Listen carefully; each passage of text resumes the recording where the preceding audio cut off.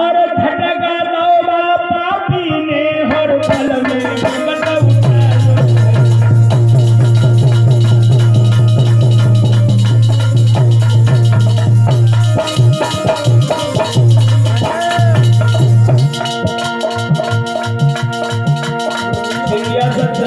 खींच लिया।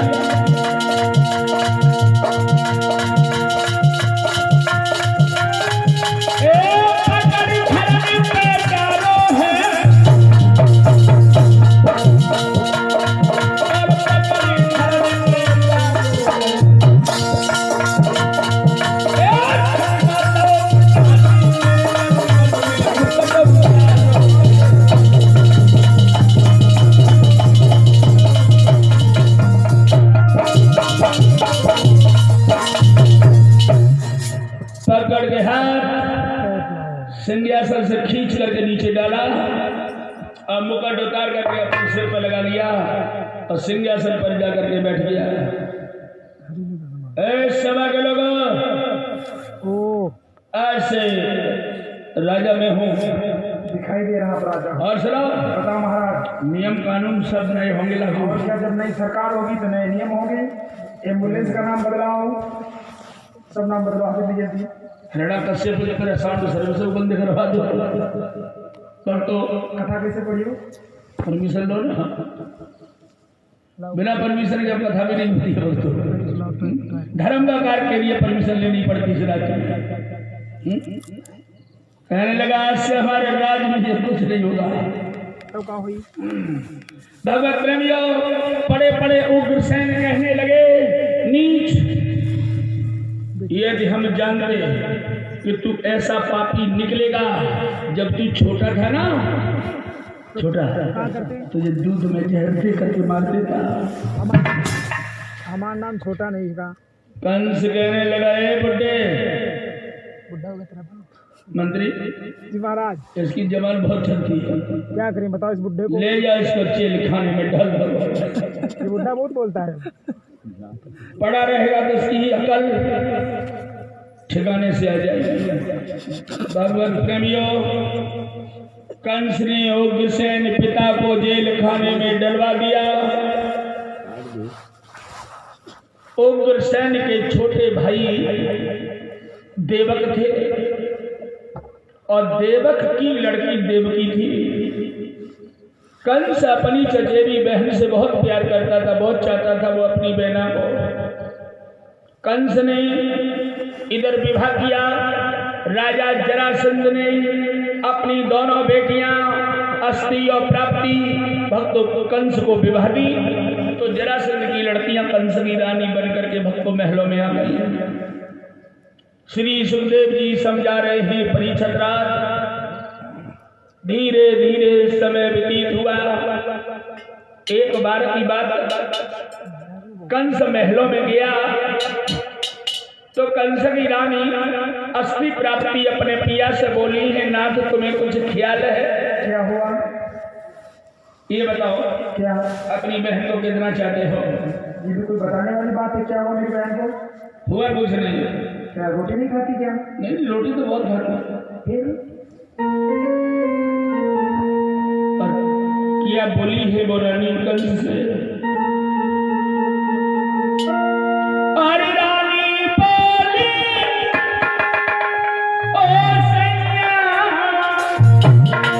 और तिलक लगे मरती जाती है। तुम्हारी बहन जो है, क्या हुआ? और जलती विवाह रचाई दियो और शादी के योग हुई शादी।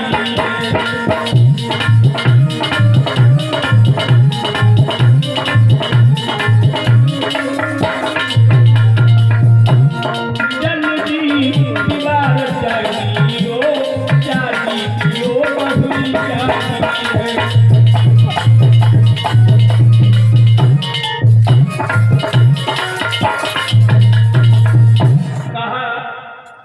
बहन बड़ी हो गई है, अब ऐसा करो जल्दी से कोई लड़का ढूंढो, इसका विवाह कर दो। कंस कहने लगा, हम तो ये समझ रहे थे हमारी बहना अभी छोटी है। चिंता न करो।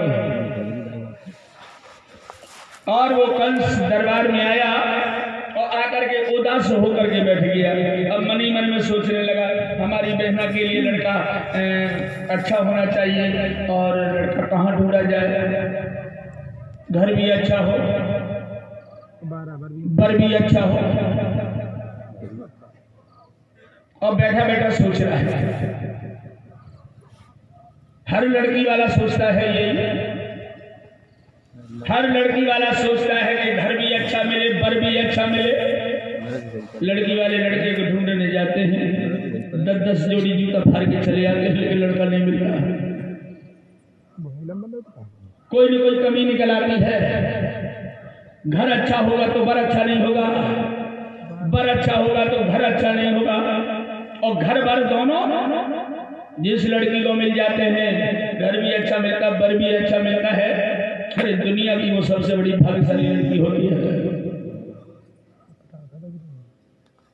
कंस उदास बैठा है। मंत्री ने देखा कंस के मुखड़े को, कहा क्या बात है, कैसी जो उदासी छाई है राजा, वो कौन कठिनाई है।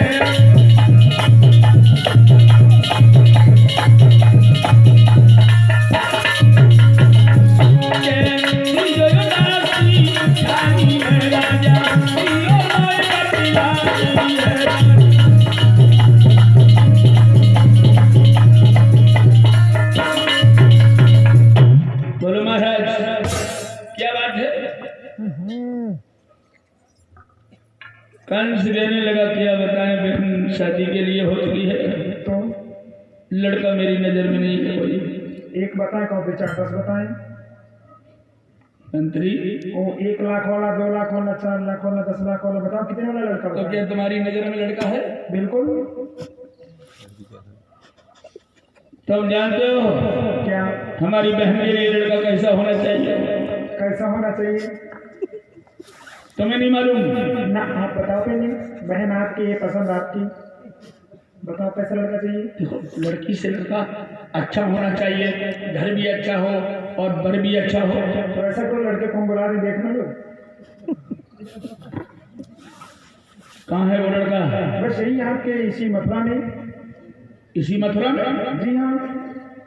मथुरा में लड़का हमको पता नहीं। आंखें बंद करो, लड़का हाजिर। ए मंत्री सच बताओ। सच कह रहा हूँ। आपने नाम सुना होगा नगर बटेश्वर।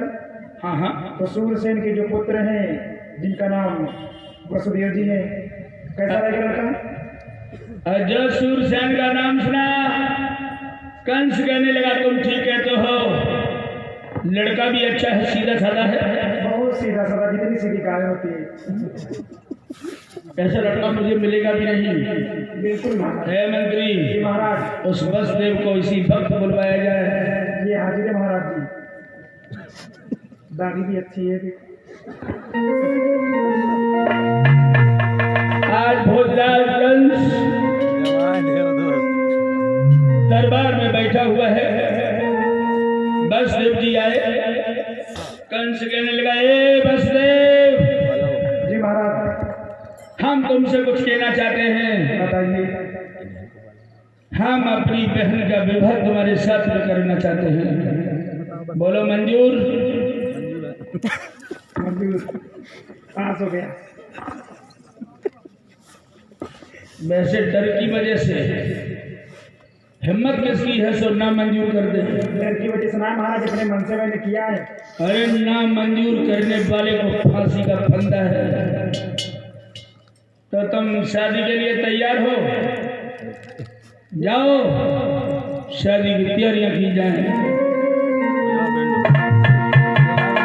और बड़े धूमधाम से भोजराज कंस ने अपनी बहन देवकी का विवाह और वसुदेव जी के साथ में कर दिया। बोलो वृंदावन बिहारी लाल की। अब जब विवाह हो गया, वसुदेव जी बने दुल्हा, रथ में जाकर के बैठ गए। देवकी का रथ सजा हुआ तैयार खड़ा है।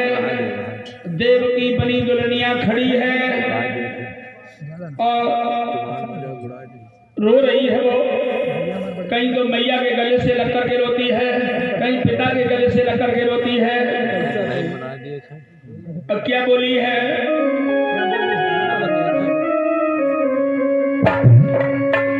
और चलिए ससुराल दुल्हनिया रे बन के, चलिए ससुराल दुल्हनिया बन के।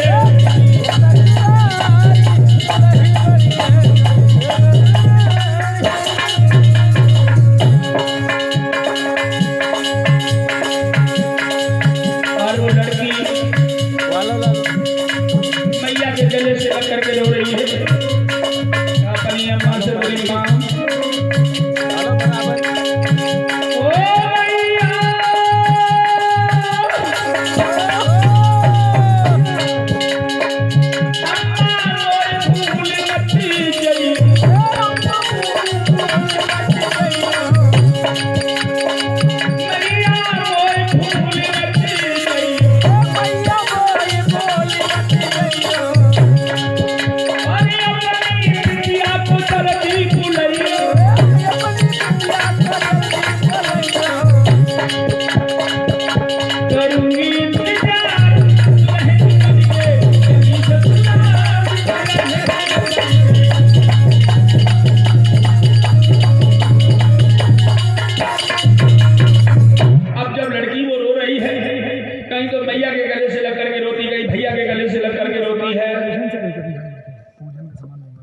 ये रोने वाला सिस्टम जो है ना, ये रोने वाली परंपरा ये आज की नहीं है।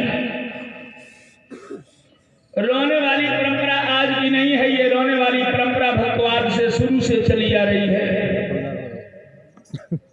लेकिन पहले की लड़कियों को रोना नहीं आता था। वैसे आज की लड़कियों ने तो रोना भी सीख लिया है। गुरुजी, हाँ, कोचिंग सेंटर चलती का? नहीं, जा सिटी में देखो रोने वाले चलते हैं। मम का बताना, हम तो नहीं तो आप लखनऊ से बताओ कुछ। अब तो आज की लड़कियों ने रोना भी सीख लिया। पहले वाली तो रोना भी नहीं जानती थी, ऐसे चिल्लाती थी, परीक्षित महाराज दैया रे मैया रे।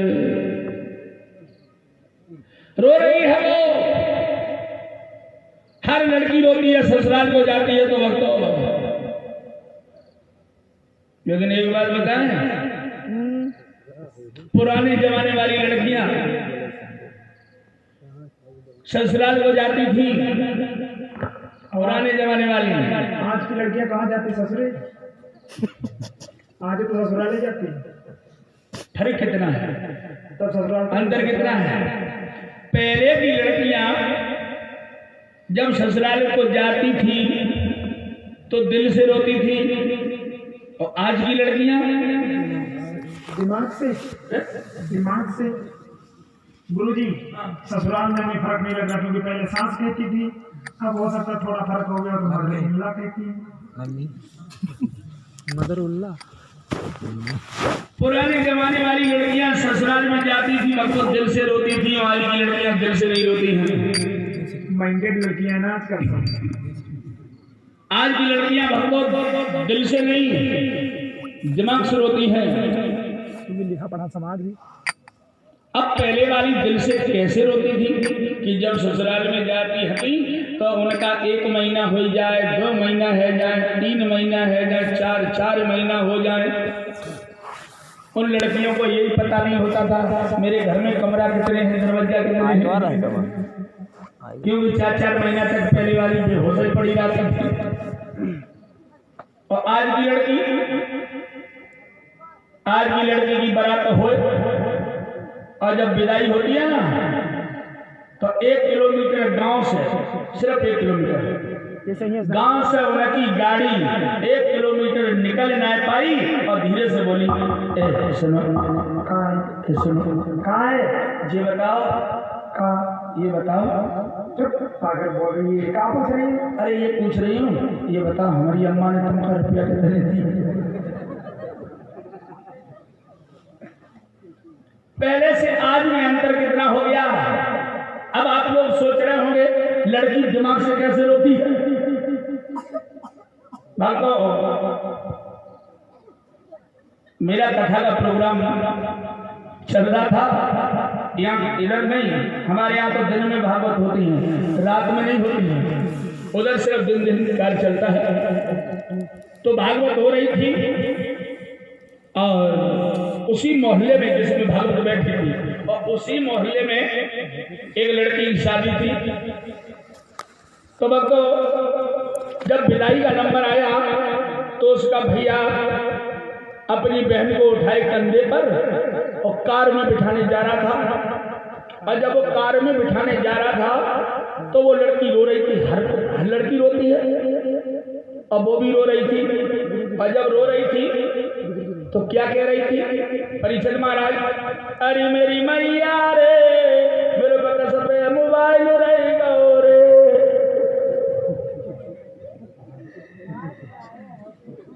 और क्या बोली? अरे मेरी अम्मा जल्दी से उठाएगा मेरे बेग में रख दियो रे।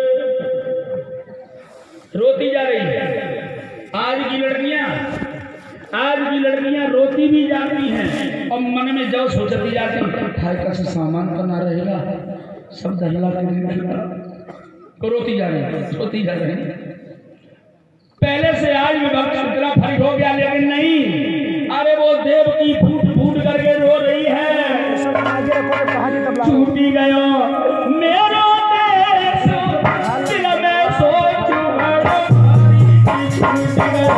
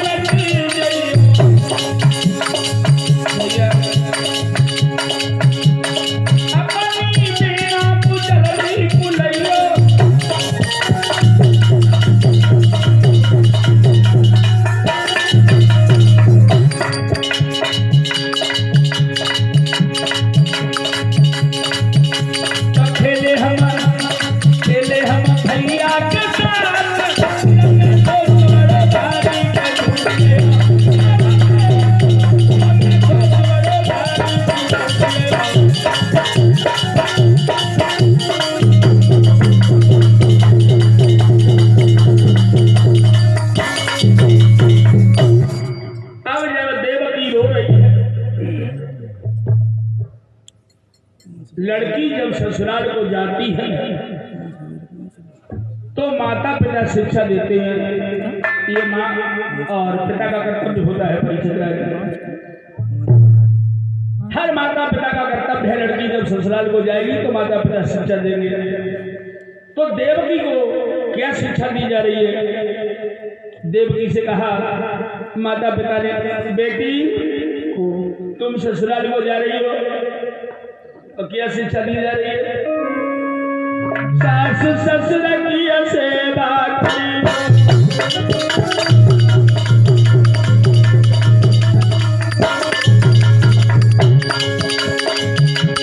सास ससुर की सेवा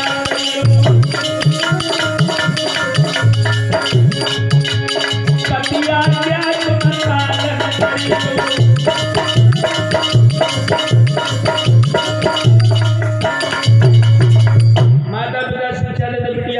ससुर की सेवा करना, पति की आज्ञा का पालन करना, सबसे मिलजुल करके अच्छी तरह रहना बिटिया। नाक मत कटवा देना। ये पहले की शिक्षा है। हे परीक्षित राज, पहले की शिक्षा में आज की शिक्षा में कितना अंतर हो गया। पहले की शिक्षा में और आज की शिक्षा में कितना अंतर हो गया। आज की माता शिक्षा देती है अपनी बेटी को, जानते हो क्या शिक्षा देती है अपनी बेटी को? क्या कहते गुरुदेव? अब लड़की की भाई बारात और वो विदाई के लिए तैयार खड़ी है, अब रो रही है। और जब रो रही है तो उनकी अम्मा बोली, बिटिया ओ माँ, काय को इतनी रो रही हो तुम? क्या करें? क्यों इतना क्यों रोती हो? पेट में भूसा से लगा से रो रही। बिटिया ओ माँ, ऐसी कौन सी बात है? बात का है, बहुत बड़ी बात है। बताओ बताओ, कौन सी बड़ी बात है बताओ तुम। अम्मा, हाँ बिटिया। रहिए कैसे हम? बिटिया और ये जाती है, ये सब कैसे आती है? पता नहीं कैसे रहते, लेकिन अम्मा हम पहली बार जा रहे थे। ए बिटिया, ओ माँ, चिंता ना करो। तो क्या करें? जब 2-4 दिन रहे हो तो फिर आदत पड़ जाएगी, फिर चिंता कोई बात ही ना हो। रहिए कैसे लेकिन? हे भगवान।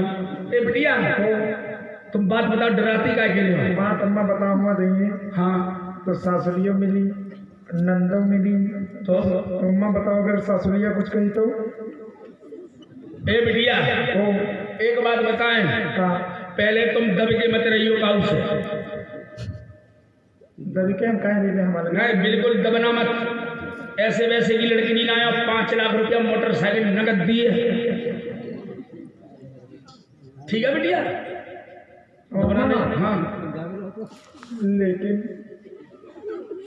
हाँ हाँ बताओ बिटिया। मान लो दूसरे घरे जा रहे हैं, सास कुछ कही तो क्या तो सास कुछ कहे तो पहले कहियो अम्मा मान जाओ, तो फिर कुछ कहे तो? फिर कहो अम्मा मान जाओ, और फिर कुछ कहे तो? फिर कहो अम्मा मान जाओ। और ना माने तो चूल्हे में 10 रुपया कंडा निकाल के मुंह में। अम्मा ओ बिटिया, और अगर नंदलिया कुछ कहे तो? है रड़िया की नोक टोटली। और अम्मा मान लो पूरे घर इकट्ठा हो गया था हमारे का।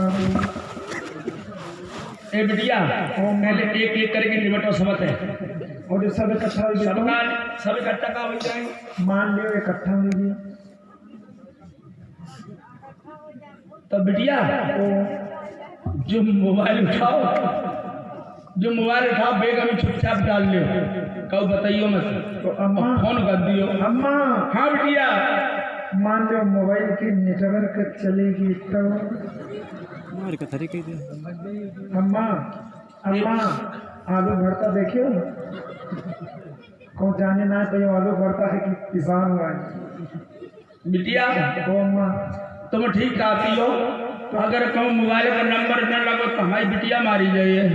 मारी ना भरता। ए बिटिया, ओ अम्मा तुम एक काम करो, का अगर तुम्हारा मोबाइल पर नंबर न लगे तो क्या करे बताओ ना जल्दी। तो बोलियो काऊ से मत, बोलबे ना करे तो क्या करे? और जैसे ही अंधेरा हो, अंधेरा हाँ मतलब रात? हाँ रात, तो एक हाथ में माची से लो, दूसरे हाथ में लोटा पकड़ो। कहाँ करे? नहाने का? न तो क्या करे? ऐसा करो, एक हाथ में लोटा ले, एक हाथ में माची से पकड़ो।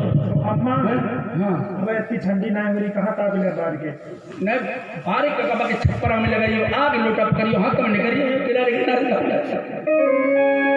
छूट गया मेरा देश, दिल में सोच बड़ो भारी छूट गया।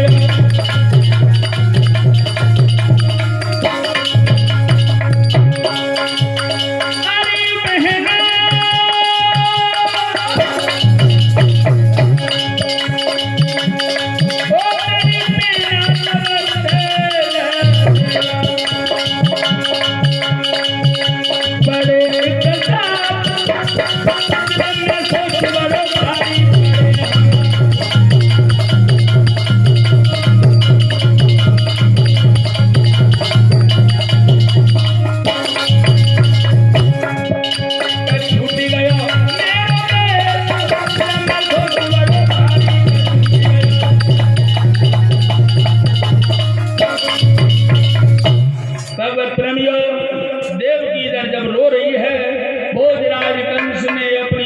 को उठाया और ले जा करके रथ में बिठाया।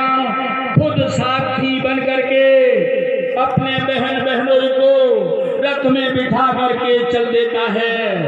ये देवकी वसुदेव का रथ मथुरा नगर से प्रस्थान कर देता है। सूरसेन और वसुदेव, सूरसेन और वसुदेव मथुरा में रहते थे। तो फिर ये रथ में बैठा करके ये रथ कहाँ ले जा रहा था? भोजराजगंज। ये रथ नगर बटेश्वर के लिए जा रहा था। पुरानी परंपरा थी, बल्कि पुरानी परंपरा कि जब शादी होती थी तो नई दुल्हनियां जन्मभूमि पे जाती थी। आज नगर बटेश्वर और मथुरा के बीचा बीच में जिस समय देवकी का रथ पहुंचा, उसी समय आकाशवाणी होने लगी। हे मूर्ख भोजराजगंज, जो मैं कहता हूँ उसे ध्यान से सुन। तो जिस बहन देवकी को इतने लाड प्यार से भेजने जा रहा है, इसी कांच वाला तेरा कान होगा, कान होगा, कान होगा। मेरा काल होगा? मेरा काल क्यों होगा? ऐसा कभी नहीं हो सकता।